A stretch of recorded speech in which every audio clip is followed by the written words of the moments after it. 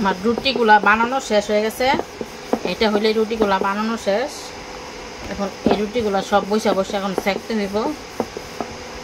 দেখুন রুটিগুলা, আটা রুটি কিন্তু একটু মোটা করে বানানো যায়, চালের রুটি কিন্তু পাতলা হয়। দেখছেন কীরকম পাতলা।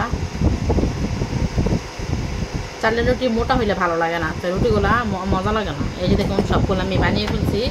এখন এগুলো আমি সেঁকতে যাব।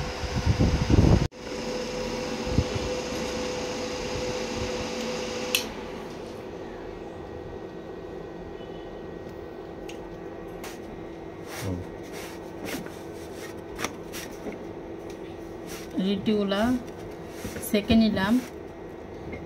দেখুন রুটিগুলা কি ফুলতেছে।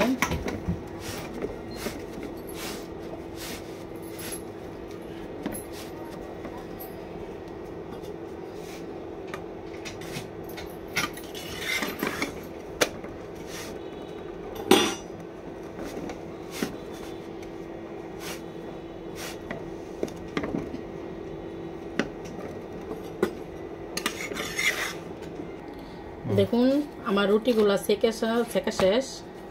এই যে সবগুলো এখানে রুটিগুলা সেকছি। এখন এটা কাপড় দিয়ে যদি আমি ভালো করে ঢেকে রাখি তাহলে রুটিগুলো অনেকক্ষণ গরম হয়ে থাকবো। আর যদি এইভাবে খুলে রাখি তাহলে রুটিগুলো ঠান্ডা হয়ে আর শক্ত হয়ে থাকবো। রুটিগুলা সেকা শেষ। এখন এগুলা খাইয়ে দেখবো কেমন লাগে। গরুর মাংস জল দিয়া রুটিগুলো খাইতে অনেক মজাই লাগবো। তো এখানে খেতে বসে আমার মেয়ে, ছেলে, আমার মা, আমার স্বামী, হাজব্যান্ডে বসে। এখন খেয়ে কেমন হয়েছে? গরুর মাংসটা খাইতে কেমন লাগে? আব্দুল্লাহ তে কেমন লাগতেছে? খুব টেস্ট হয়েছে না মজা নেই?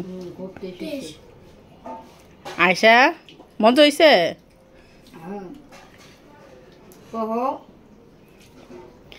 শীতকালে এই চালের রুটি দিয়ে হাঁসের মাংসটা খাইতে অনেক মজা লাগে, কিন্তু তার আগে শীতের আগে আমরা চালের রুটি দিয়ে গরুর মাংসটা খাইলাম। এই যে দেখুন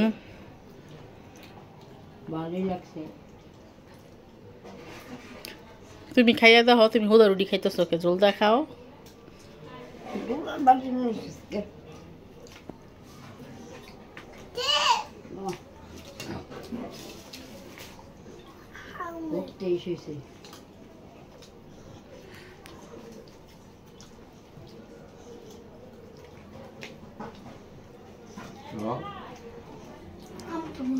আপনারা সবাই বাসায় চালের রুটি দিয়া গরুর মাংসটা টেস্ট করবেন, খাইয়া কইবেন কেমন হয়েছে।